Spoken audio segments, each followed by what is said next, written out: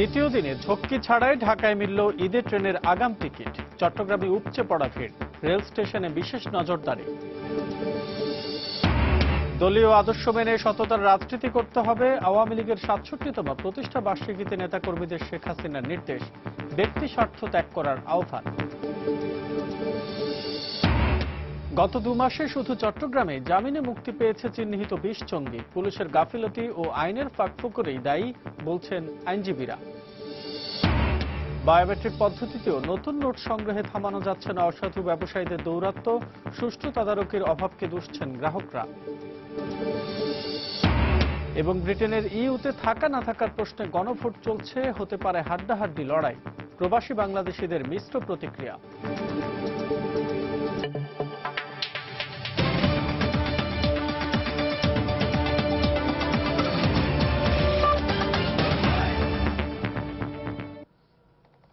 প্রবাসী সময়ের সঙ্গে আছে আমি আসাদ আজম।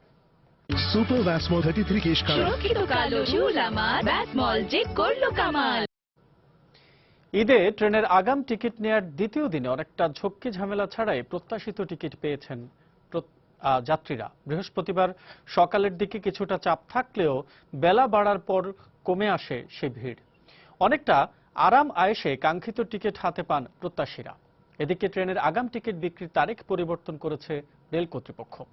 সোনার বাংলা ট্রেন সার্ভিসের উদ্বোধনের জন্য ২৫ জুন বন্ধ থাকবে টিকিট বিক্রি। পরিবর্তে ২৬ ও ২৭ জুন দেওয়া হবে ৪ ও ৫ জুলাইয়ের টিকিট। কাউন্টারগুলো তখনও খোলেনি, তারপরও কাউন্টারের সামনে টিকিট প্রত্যাশীদের উপচে পড়া ভিড়। সকাল ৮টা বাজতেই অবসান হলো সেই অপেক্ষার, খুলে গেল টিকিট কাউন্টার। এবার যেন আড়মোড়া ভেঙে জেগে ওঠার পালা পুরো স্টেশনের। কাঙ্ক্ষিত টিকিট হাতে নিয়ে দিগ্বিজয়ের হাসি। রাতের ৩টার দিকে আসছে এখানে সিরিয়ালের টোকেনের জন্য, আর সেটা পাওয়ার পর মনে হয় অনেক বড় একটা জিনিস পাইলাম, একটা টেনশন মুক্ত হইলাম। ৮-৯ ঘন্টার ঊর্ধ্বে হবে এখানে দীর্ঘ অপেক্ষার পরে আমি টিকিট পাইলাম। তবে লাইনের শেষ দিকে থাকা টিকিট প্রত্যাশীদের তখন দুশ্চিন্তার শেষ নেই। দীর্ঘ লাইন পেরিয়ে শেষ পর্যন্ত টিকিট জুটবে তো? যদিও ঘণ্টাখানেক পরই ফাঁকা হতে শুরু করে অপেক্ষমান যাত্রীদের লাইন। নতুন করে টিকিট প্রত্যাশীদের তেমন আগমন না ঘটায় একসময় কাউন্টারগুলো হয়ে যায় একেবারেই ফাঁকা। ফলে পরে এসেও লাইন ছাড়াই অনেকটা আয়েশে টিকিট কেটেছেন যাত্রীরা। অন্যবারের তুলনায় এবার একটু ভিড় কম, সে তুলনায় দেখা যাচ্ছে যে আনন্দের সহিত টিকিট কাটতে পারছি। তুলনামূলকভাবে অনেক ভিড় কম, এসে সাথে সাথে পেয়ে যাবো আশা করি নাই। আসার সময় ভাবতেছিলাম যে আসলে হয়তো ১০০ জনের পিছিয়ে দাঁড়াতে হবে, তারপর টিকিট পেতে পেতে হয়তো সন্ধ্যা হতে পারে। আসলে কি হঠাৎ করে এমন টিকিট পাওয়া যাবে ভাবা যায় না। রেল কর্তৃপক্ষ বলছে গতবারের ২৫,০০০ টিকিটের পরিবর্তে এবার তারা প্রতিদিন ৪৩,০০০ টিকিট দিচ্ছেন। বেড়েছে কাউন্টার, বেড়েছে রেলের টিকিট বিক্রির সক্ষমতা, আর তাতেই যাত্রীদের দীর্ঘ লাইন তৈরি হচ্ছে না। ৪টা টিকিট কাউন্টার বাড়ানো হয়েছে। এই বছর ৮টা থেকে টিকিট বিক্রি করা শুরু করছি, যার কারণে ভোরে কেউ সেহরি খাওয়ার পরে এসে লাইনে দাঁড়াইতে পারে এবং টিকিট কেটে নিয়ে যেতে পারে। তাছাড়া এই বছর আমাদের সক্ষমতা কিছুটা বৃদ্ধি পাতে যাচ্ছে। এই সক্ষমতা বৃদ্ধির কারণে আমরা টিকিট দিতে সক্ষম হচ্ছি। রেল পুলিশ বলছে কালোবাজারি রোধে এবারও তারা সতর্ক অবস্থায় রয়েছেন। আমাদের প্রত্যেকটা লাইনে সিভিল এবং পোশাকে আমাদের লোকজন আছে এবং কাজ করতে আছে, কোনো কালোবাজারি টিকিট পাওয়ার কোনো সুযোগ নেই। সকাল ৮টা থেকে ২ জুলাইয়ের অগ্রিম টিকিট বিক্রি শুরুর ঘণ্টা দেড়েক পর থেকেই একরকম ফাঁকা হয়ে যায় টিকিট কাউন্টারগুলো। এর আগে ১ জুলাইয়ের অগ্রিম টিকিট বিক্রির দিনেও অনেক টিকিট অবিক্রিত থেকে গিয়েছিল। তবে রেল কর্তৃপক্ষ ধারণা করছে শুক্রবার ৩ জুলাইয়ের অগ্রিম টিকিট বিক্রির দিনে হয়তো আনাগোনা বাড়বে সাধারণ যাত্রীদের। তাফসির বাবু, সময় সংবাদ, ঢাকা। এদিকে চট্টগ্রামে ঈদের আগাম টিকিট বিক্রির দ্বিতীয় দিনে রেল স্টেশনে ভিড় ছিল চোখে পড়ার মতো। চাহিদার তুলনায় টিকিট কম থাকায় বুধবার রাত থেকে স্টেশনে জড়ো হন তারা। বৃহস্পতিবার দেয়া হয় ২রা জুলাইয়ের টিকিট। দীর্ঘ অপেক্ষার পর হাতে টিকিট পেয়ে দারুণ উচ্ছ্বসিত যাত্রীরা। এর আগে এদিন সকাল ৮টা থেকে শুরু হয় টিকিট বিক্রি। প্রতিবছর সকাল ৯টা থেকে টিকিট বিক্রি শুরু হলেও এবছর যাত্রীদের অনুরোধে সময় ১ ঘন্টা এগিয়ে এনেছে বাংলাদেশ রেলওয়ে। চট্টগ্রাম থেকে ঢাকাগামী ৫টি, সিলেটগামী ২টি এবং ময়মনসিংহ ও চাঁদপুরগামী ১টি ট্রেনের টিকিট দেয়া হচ্ছে। ২৫ জুন থেকে দেয়া হবে চট্টগ্রাম থেকে ঢাকাগামী নতুন বিরতিহীন ট্রেন সোনার বাংলা টিকিট। যাত্রীদের চাপ বেশি থাকলেও কালোবাজারি রোধে ২৬টি সিসিটিভির মাধ্যমে সার্বিক কার্যক্রম তদারকি করছে স্টেশন কর্তৃপক্ষ।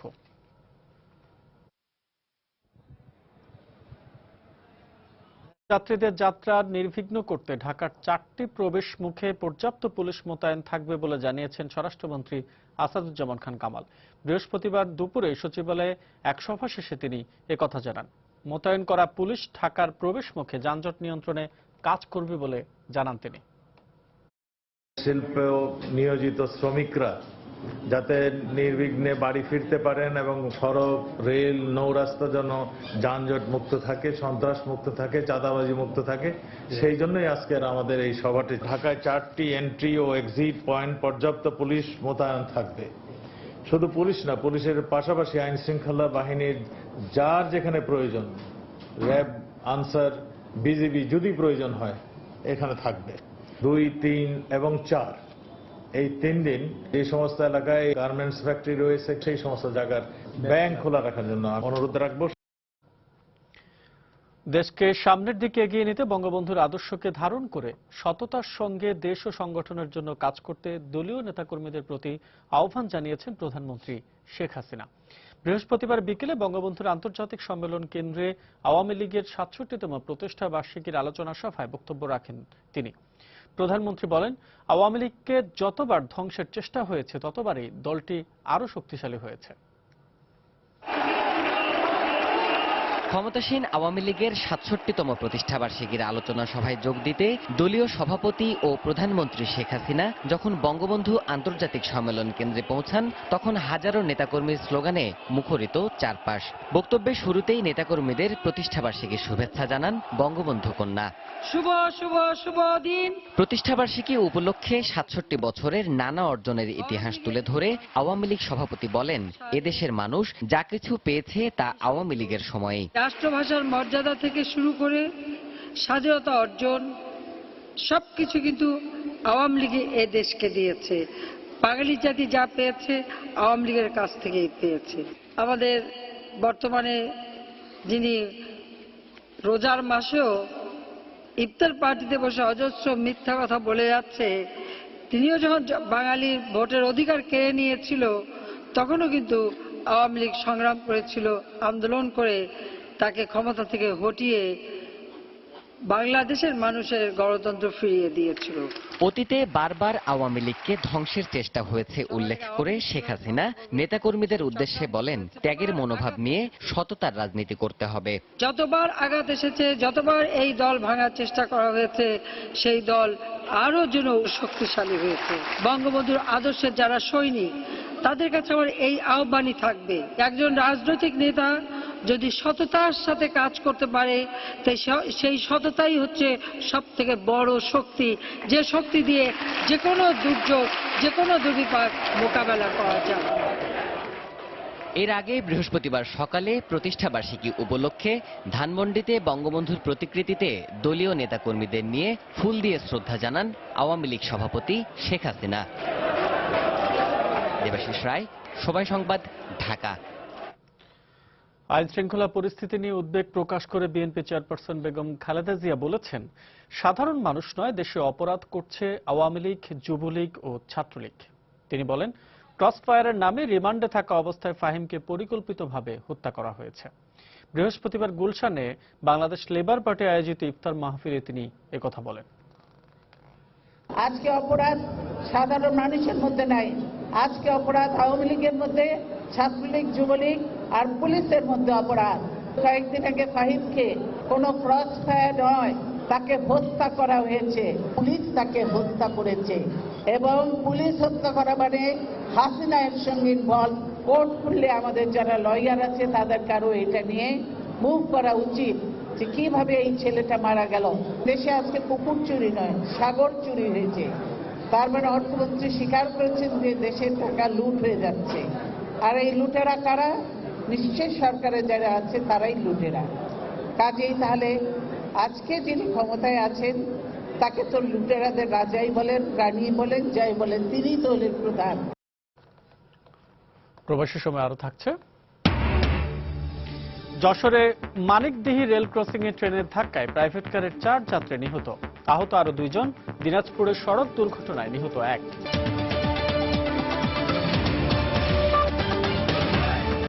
এবার প্রবাসের খবর। ব্রিটেনের ইউরোপীয় ইউনিয়নের থাকা না থাকার প্রশ্নে গণভোট চলছে। স্থানীয় সময় সকাল 7টায় শুরু হয়ে রাত 10টা পর্যন্ত চলবে এই ভোট গ্রহণ। England, Scotland, Wales, Northern Ireland ছাড়াও জিব্রাল্টারের অধিবাসীরা এই ভোটে অংশ নিচ্ছেন।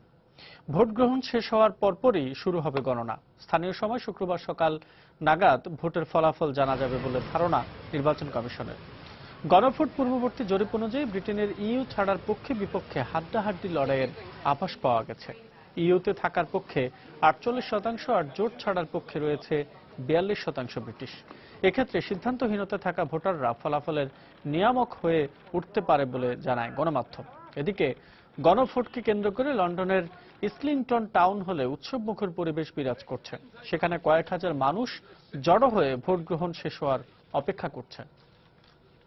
To sway the undecided. Been an exhausting, divisive campaign.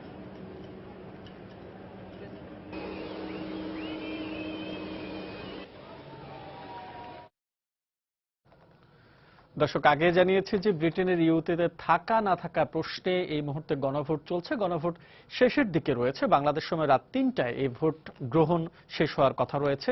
তো ভোটারদের অংশগ্রহণে বাংলাদেশি যারা মাইগ্রেন্ট রয়েছে, বাঙালি যারা রয়েছে, তাদের ভোটদান বিষয়ে আমরা এখন সরাসরি কথা বলবো আমাদের লন্ডন প্রতিনিধি শোয়েব কবিরের সঙ্গে। আমরা সরাসরি তার সাথে যোগ দিচ্ছি। শোয়েব, আর মাত্র 2 ঘন্টা পরে শেষ হতে যাচ্ছে ব্রিটেন ইউরোপে থাকা না থাকা নিয়ে যে গণভোট। এরপরে শুরু হবে ভোট গণনা 10টার পরে।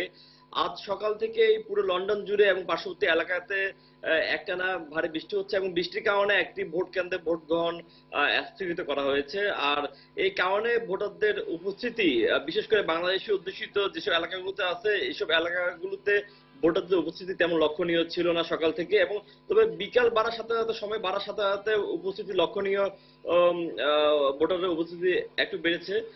আর ভোট কেন্দ্রের আশেপাশে গণমাধ্যম কর্মীদের উপর যে এবারে নিষেধাজ্ঞা দেওয়ার কারণে বিগত বছরগুলো আমরা এক্সিট পোলের মাধ্যমে জানতে পারতাম যে আগামীতে কি হতে যাচ্ছে, তবে এখন তা জানা যাচ্ছে না। তবে নির্বাচনী ফলাফল পাওয়ার জন্য আমাদেরকে অপেক্ষা করতে হবে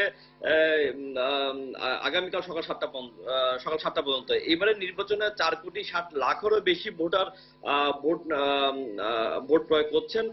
সকালের দিকে ব্রিটিশ প্রধানমন্ত্রী ডেভিড ক্যামেরন স্বস্তিক তিনি ভোট দিয়েছেন এবং এই ব্রেক্সিটের পক্ষে বিপক্ষে যেসব নেতারা রয়েছেন সবাই ভোট দিয়েছেন। আর নির্বাচনের ভোটের আগে বাংলাদেশি কমিউনিটিতে যে ধরনের তর্ক বিতর্ক ছিল সরব এখনো ঠিক তেমনটি রয়েছেন। এবং কারণ বাংলাদেশি কমিউনিটি এই বিষয়টি নিয়ে খুব চিন্তিত এবং উদ্বিগ্ন রয়েছেন তারা। আশা করা হচ্ছে প্রায় আগামীকাল সকাল 7টার মধ্যে এটি অংশগ্রহণ এই নির্বাচনের ফলাফল পাওয়া যাবে।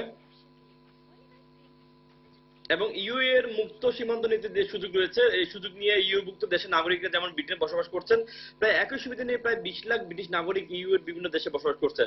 যদি ইউকে ইউরোপ থেকে বের হয়ে যায় তবে এদের ভাগ্য কি হবে তা এখন অনেকটা অনিশ্চিত হয়ে রয়েছে। এই ছিল আমার কাছে সর্বশেষ।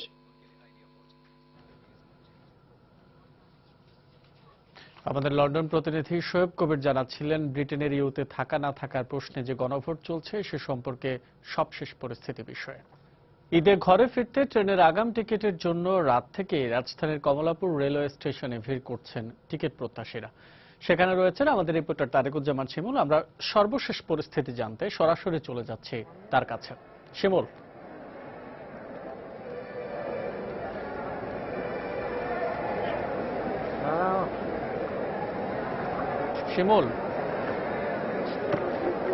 বলুন।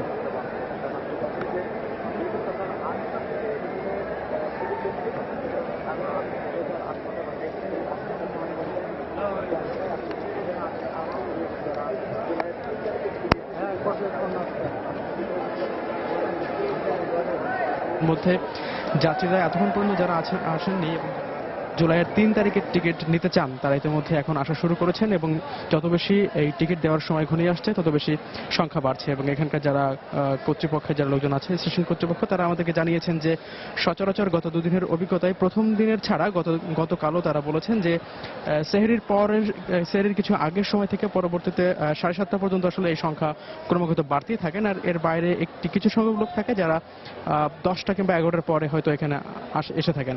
তো এখানে যারা এসেছেন তাদের অনেকের সাথে আমরা কথা বলেছিলাম, তারা আমাদেরকে জানিয়েছেন যে আসলে গত দুদিনের মতো বিশেষ বিভিন্ন মাধ্যমে তারা যেহেতু জেনেছেন যে আসলে টিকিটের সংখ্যা কম, প্রতিদিন এই স্টেশন থেকে মাত্র 18,000 টিকিট দেওয়া হচ্ছে এবং সে তুলনায় যাত্রীর সংখ্যা যেহেতু বেশি থাকে সেই হিসাব বিবেচনা করে তারা আগে ভাগে এখানে এসেছেন এবং দেখতে পাচ্ছেন যে ইতিমধ্যে তারা একটা লাইন ধরেছেন প্রত্যেকটি কাউন্টারের সামনে এবং যে যার জায়গা নিয়ে এখন যে যার মতো করে সময় কাটাচ্ছেন। তো একটি অংশের মানুষ আমরা দেখতে পাচ্ছি যারা এখানে একটু বিশ্রাম নিচ্ছেন, অনেকে ঘুমাচ্ছেন এবং বাকি অংশে যারা মানুষ আছেন তারা বিভিন্ন খেলাধুলা সহ গল্পগুজবের মাধ্যমে সময় কাটাচ্ছেন। তো আপনি নিশ্চয়ই জানেন যে আসলে যে ট্রেনে যে টিকিট দেওয়া হচ্ছিল পূর্বে যে প্রথম দিকে যে ধরনের একটি তালিকা সূচি দেওয়া হয়েছিল যে কবে কি নাগাদ কবে কি ধরনের টিকিট দেওয়া হবে সেই তালিকায় কিছুটা পরিবর্তন এসেছে এবং জানানো হয়েছে যে প্রধানমন্ত্রী যেহেতু শনিবার এখানে বেশ কয়েকটি নতুন ট্রেন উদ্বোধন করবেন এবং সেদিক বিবেচনা রেখে এখানকার নিরাপত্তার স্বার্থে ওই দিনকে যে টিকিট দেওয়ার যে সময়সূচি ছিল সেটি পরিবর্তন করা হয়েছে এবং তার পরিবর্তে তারা বলছেন যে 25, 26 এবং 27 তারিখে তারা এই টিকিটটি বিক্রয় করবেন এবং সে কারণে তারা জানাচ্ছেন যে এই টিকিটগুলো মোটামুটি তারা 4 এবং 5 জুলাইয়ের যে টিকিট সেটি তারা 25 এবং 26 জুলাই যথাক্রমে পেয়ে থাকবেন এবং স্টেশন কর্তৃপক্ষ বলছেন যে গতকাল যে টিকিট দেওয়া হয়েছিল সেখানে কিন্তু তারা বলছেন যে এই চাহিদা কম ছিল এবং আজকেও হয়তো সে তুলনায় 3 এবং 4 তারিখে যে টিকিট দেওয়ার যে কথা ছিল সেই তুলনায় হয়তো তারা কমই হয়তো থাকবে। তো এখন পর্যন্ত আসলে এই ছিল আমাদের কাছে এখানকার সর্বশেষ অবস্থা। সহকর্মী তারেকুজ্জামান শিমুল জানাচ্ছিলেন রাজধানীর কমলাপুর রেল স্টেশন থেকে আগামী 3 জুলাই টিকিট প্রত্যাশী যারা রয়েছে অগ্রিম টিকিট কাটবার জন্য তারা সেখানে অপেক্ষা করছেন এবং সেই পরিস্থিতি সম্পর্কে তিনি আমাদেরকে জানাচ্ছিলেন। গত 2 মাসে শুধু চট্টগ্রামেই জামিনে মুক্তি পেয়েছে অন্তত 20 জন চিহ্নিত জঙ্গি সদস্য। এর মধ্যে প্রধান সমন্বয়কারী ওমর শরীফ সহ হিজবুত তাহরির সদস্য রয়েছে 12 জন। অথচ বর্তমানে টার্গেট কিলিং এর জন্য আনসারুল্লাহ বাংলা টিমের পাশাপাশি জেএমবি এবং হিজবুত তাহরিরকেও অভিযুক্ত করা হচ্ছে। এসব জামিনের জন্য পুলিশের গাফিলতি এবং আইনের ফাঁকফোকরকেই দায়ী করছেন আইনজীবীরা। বিস্তারিত কমলদের রিপোর্ট। দেশ জুড়ে এখন এক আতঙ্কের নাম টার্গেট কিলিং বা গুপ্ত হত্যা। নিজেদের অস্তিত্ব জানান দেওয়ার জন্য একের পর এক টার্গেট কিলিং চালিয়ে যাচ্ছে নিষিদ্ধ ঘোষিত জঙ্গি সংগঠনগুলো। আনসারুল্লাহ বাংলা টিম এবং জেএমবির পাশাপাশি এখন হিজবুত তাহরিরকেও অভিযুক্ত করা হচ্ছে টার্গেট কিলিং এর জন্য। আর তাদের প্রতিরোধে সারা দেশে চলছে আইন শৃঙ্খলা বাহিনীর সাঁড়াশি অভিযান। অথচ একে একে জামিন পেয়ে যাচ্ছে জঙ্গিরা। আর জঙ্গিদের জামিনের জন্য পুলিশের গাফিলতির পাশাপাশি আইনের ফাঁকফোকরকে দায়ী করছেন সরকার নিয়োজিত এই কৌশলী। মামলা ফরওয়ার্ড করতেছে পুলিশ, জঙ্গি মামলাগুলা এজাহারও দায়ের করতেছে পুলিশ, বাদী হচ্ছে পুলিশ। যদি সেই পুলিশের যদি কোনো দুর্বলতার কারণে যদি কোনো আসামি যদি জামিন পেয়ে যায় এটা দুঃখজনক, এটা হওয়াটা উচিত নয় এবং এর দায়িত্বটা মোটামুটি পুলিশকেই বহন করতে হবে। সবশেষ চট্টগ্রাম কেন্দ্রীয় কারাগারে থাকা 59 জন জঙ্গি সদস্যের তালিকা পর্যবেক্ষণ করে দেখা গেছে এর মধ্যে 20 জন জামিনে মুক্তি পেয়ে গেছেন। প্রধান সমন্বয়কারী ওমর শরীফ সহ হিজবুত তাহরির সদস্য রয়েছেন 12 জন। এছাড়া হরকাতুল জাহাদ হুজির 3 জন, শহীদ হামজা ব্রিগেডের 3 জন এবং জেএমবির 2 জন সদস্য রয়েছে। আদালতে যখন কোনো জেএমবি বা কোনো জঙ্গি বা কোনো বড় ধরনের সন্ত্রাসী যখন জামিন চায় তখন আমাদের সব প্রসিকিউশন পক্ষে আমরা খুব বিরোধিতা করি। এরপরে যদি আদালত যদি জামিন দিয়ে দেন তখন আমরা সংশ্লিষ্ট ঊর্ধ্বতন কর্তৃপক্ষকে আমরা অবহিত করি। যারা জামিনে মুক্তি পেয়েছে তাদের যে থানার মামলা সেই থানায় সে নির্ধারিত তারিখে হাজিরা দিবে এই ধরনের একটি অঙ্গীকারনামা তার কাছ থেকে নিয়েছে। তার মানে সে আমাদের একটি দায়বদ্ধতার মাঝে আছে, আমাদের নিয়ন্ত্রণে আছে, আমাদের নজরদারিতে আছে। জঙ্গিদের জামিন পাওয়ার ব্যাপারে সরকার নিয়োজিত কৌশলী পুলিশের গাফিলতিকে দায়ী করলো আইন কর্মকর্তারা এর দায় এড়াতে পারে না বলে মনে করেন এই আইনজীবী নেতা। সরকারি পিপিরা উনাদের উপর ডিপেন্ড করে আদালত কিন্তু একটা সিদ্ধান্তে আসেন। হ্যাঁ, এই ক্ষেত্রে এরা যদি আমার আইন কর্মকর্তা যদি একটু জোরালো ভূমিকা পালন করেন তাইলে আমরা মনে করি আদালতের সাহায্য ভালো হয়, দেশের জন্য ভালো হয়, আদালত একটা সরি সিদ্ধান্ত আসতে পারেন। জঙ্গি তৎপরতা বন্ধে 2009 সালে প্রণয়ন করা হয়েছিল সন্ত্রাস বিরোধী আইন। 2013 সালে সংশোধিত এই আইনের ধারাগুলো জামিন অযোগ্য বলে জানিয়েছেন আইনজীবীরা। আর জামিন পাওয়া এসব জঙ্গিদের মামলায় এই আইনের ধারা সংযোজন করা হয়েছিল। কমল দে, সময় সংবাদ, চট্টগ্রাম। বাংলাদেশ পুলিশ কাউকে ক্রসফায়ারে দেয় না, বরং আত্মরক্ষার জন্য প্রয়োজনে কখনো কখনো এনকাউন্টারে যেতে হয় বলে মন্তব্য করেছেন ডিএমপি কমিশনার আসাদুজ্জামান মিয়া। বৃহস্পতিবার সকালে রাজধানীর গাবতলীতে এক মতবিনিময় সভা শেষে সাংবাদিকদের প্রশ্নের জবাবে তিনি একথা বলেন। অপরাধীদের ধরতে গিয়ে যদি আমরা আক্রমণের শিকার হই, আমাদের জীবনের ঝুঁকি আসে, তাহলে বাংলাদেশ দণ্ডবিধির 99 ধারা থেকে 106 ধারা পর্যন্ত উদ্ধৃত আইনের আলোকেই আত্মরক্ষার ব্যক্তিগত অধিকার প্রয়োগ করে নিজের জানমাল রক্ষার্থে আমরা পাল্টা গুলি ছুটতে পারবো। বাংলাদেশ পুলিশ কাউকে ক্রসফায়ার দেয় না, এটা সম্পূর্ণ একটা ভ্রান্ত ধারণা এবং আমি মনে করি এটা উদ্দেশ্য প্রণোদিত একটা অপপ্রচার। প্রবাসী সময় আরো থাকছে। টর্নেডোর আঘাতে লন্ডভন্ড চীনের পূর্বাঞ্চল, অন্তত 78 জনের মৃত্যু, আহত হয়েছে আরো 5 শতাধিক।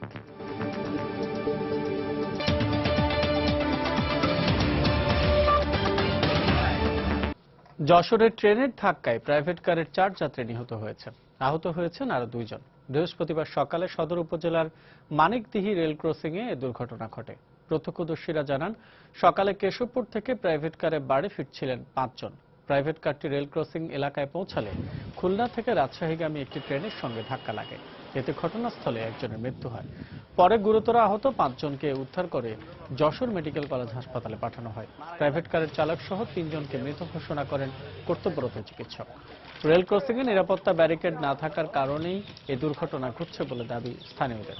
এদিকে দিনাজপুরের সদর উপজেলার চুনিয়াপাড়া এলাকায় একটি ট্রাক নিয়ন্ত্রণ হারিয়ে গাছের সঙ্গে ধাক্কা লেগে 1 জন নিহত এবং 3 জন আহত হন।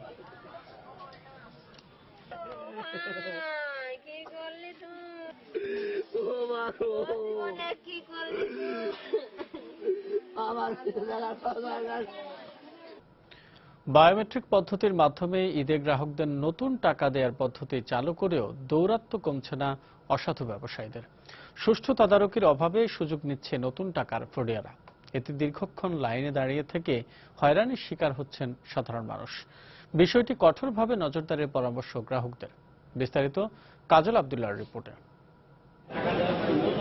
ঈদে অনেকেরই অন্যতম আকর্ষণ নতুন টাকা। বাড়তি চাহিদাকে মাথায় রেখে প্রতি বছর ব্যাংকিং চ্যানেলের মাধ্যমে নতুন টাকা ছাড়ে বাংলাদেশ ব্যাংক। এবারও গ্রাহকদের সেবায় দেয়া হচ্ছে 30,000 কোটি টাকার নতুন নোট।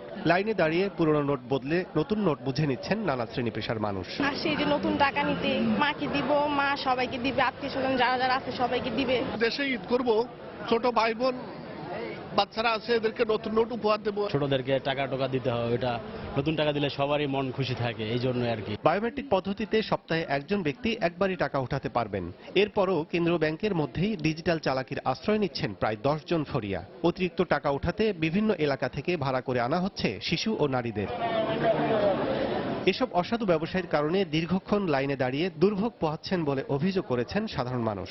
চাকরিজীবীদের একটা লাইন থাকলে আমরা আইডি কার্ড দিয়ে আমরা নিয়ে যেতাম। বাইরের কিছু ব্যবসায়ী আছে তারা এগুলা নিয়ে নিচ্ছে, কিন্তু পরে আবার এগুলো আমাদের টাকার বিনিময়ে বিক্রি করতেছে আমাদের কাছে। এখানে কিছু ব্যবসায়ী আছে, ইন্ডিয়ান আসছে না, অন্য লোক নিয়ে আসতেছে, অন্য লোকরা এসে টাকা নিয়ে ব্যবসা করছে।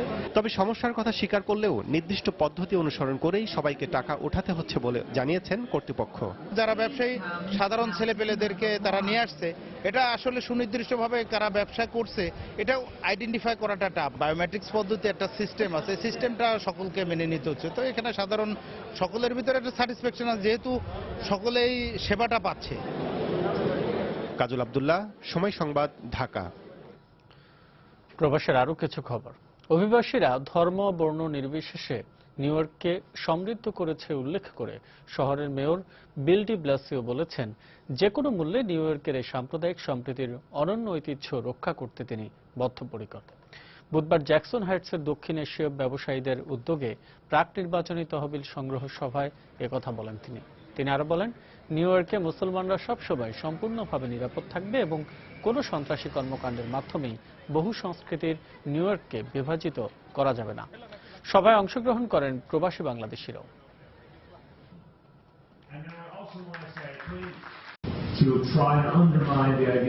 আমি আপনাদের সবাইকে ধন্যবাদ জানাতে চাই। আপনারা সবাই কঠোর পরিশ্রমের মাধ্যমে নিউ ইয়র্কের উন্নয়নে অংশগ্রহণ করেছেন। আমার বিশ্বাস ভবিষ্যতেও আপনারা উন্নয়নের এ ধারা অব্যাহত রাখবেন।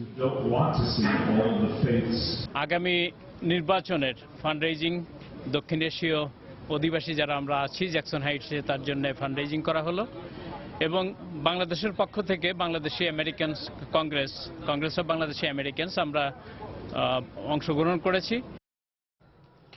কাতারে বরিশাল বিভাগীয় পরিষদের আয়োজনে ইফতার ও দোয়া মাহফিল অনুষ্ঠিত হয়েছে। বুধবার রাজধানীর দোহায় জাদিদ ঢাকা রেস্টুরেন্টে ইফতার মাহফিলের আয়োজন করা হয়। সংগঠনের সভাপতি শফিকুল কাদেরের সভাপতিত্বে ও মুখলিসুর রহমানের সঞ্চালনায় অনুষ্ঠানে বক্তব্য রাখেন সহসভাপতি বাকের মাতব্বর, সাধারণ সম্পাদক মাহবুব আলম, সাংগঠনিক সম্পাদক আরিফুল ইসলাম, অর্থ সম্পাদক শাহাবুদ্দিন শামু, প্রচার সম্পাদক কামাল শিকদার প্রমুখ। অনুষ্ঠানে বক্তারা বরিশালের ইতিহাস ঐতিহ্য তুলে ধরেন, পাশাপাশি বরিশাল বিভাগের পর্যটন খাতের উন্নয়নে প্রবাসীদের কাজ করার আগ্রহের কথা জানান। অনুষ্ঠানে কাতারে অবস্থিত বাংলাদেশিদের বিভিন্ন সামাজিক, রাজনৈতিক ও ব্যবসায়ী সংগঠনের নেতৃবৃন্দের পাশাপাশি প্রবাসী সাংবাদিকরাও উপস্থিত ছিলেন।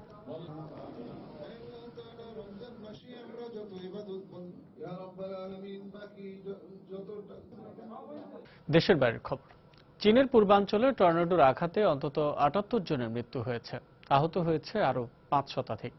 সিনহুয়া ও রয়টার্স জানায় বৃহস্পতিবার বিকেলে জিয়াংসু প্রদেশে আঘাত হানে টর্নেডোর আঘাতে প্রদেশটির ইয়ানচেং সহ বিভিন্ন এলাকা ব্যাপক ক্ষতিগ্রস্ত হয়েছে।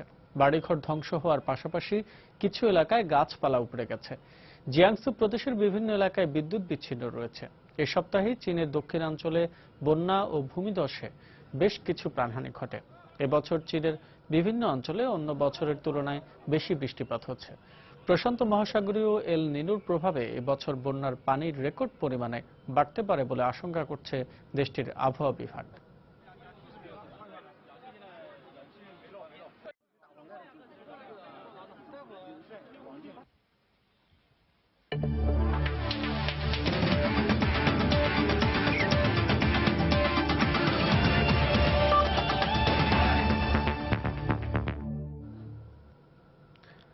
চলে গেলেন বিশিষ্ট ক্রীড়া লেখক ও সাবেক সচিব রণজিৎ বিশ্বাস। হৃদরোগে আক্রান্ত হয়ে চট্টগ্রাম সার্কিট হাউসে তিনি মারা যান। তার বয়স হয়েছিল ৬২ বছর। বৃহস্পতিবার দুপুরে তিনি চট্টগ্রামের সার্কিট হাউসের ভিআইপি কক্ষে বিশ্রাম নিচ্ছিলেন। বিকেল ৫:৩০টার দিকেও তিনি কক্ষ থেকে বের না হওয়ায় এনডিসি তাকে ডাকতে যান। সেখানে গিয়ে তার নিথর দেহ পড়ে থাকতে দেখে সঙ্গে সঙ্গে তাকে চট্টগ্রাম মেডিকেল কলেজে নিয়ে যাওয়া হয়। পরে কর্তব্যরত চিকিৎসক তাকে মৃত ঘোষণা করেন। রণজিৎ বিশ্বাস সংস্কৃতি মন্ত্রণালয়ের সচিব ছিলেন। তার মৃত্যুতে রাষ্ট্রপতি ও প্রধানমন্ত্রী শোক জানিয়েছেন।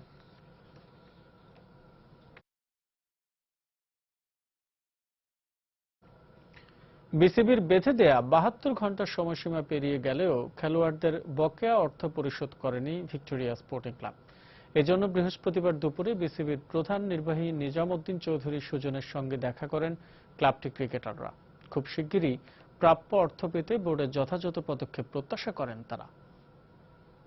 ৭২ ঘন্টার মধ্যে যদি সকলেই তাদের পেমেন্ট ক্লিয়ার না করে, বোর্ড নিজস্বের আমাদের ফান্ড থেকে আমরা প্লেয়ারদের পেমেন্ট করে দেব এবং যে সমস্ত ক্লাব তাদের পেমেন্ট করেনি বা ডিফল্ট করবে তাদের বিরুদ্ধে যত কঠিন সম্ভব আমরা শাস্তি ব্যবস্থা করব। বিসিবি সভাপতির এমন কঠিন কথার পরও কর্ণপাত করেনি ক্লাবগুলো। আবাহনী ছাড়া কমবেশি সব ক্লাবের বিরুদ্ধেই ঢাকা প্রিমিয়ার লিগে খেলোয়াড়দের বকেয়ার অভিযোগ আছে। তবে অভিযোগের ঝুড়ি নিয়ে বসেছেন ভিক্টোরিয়া স্পোর্টিং ক্লাবের ক্রিকেটাররা।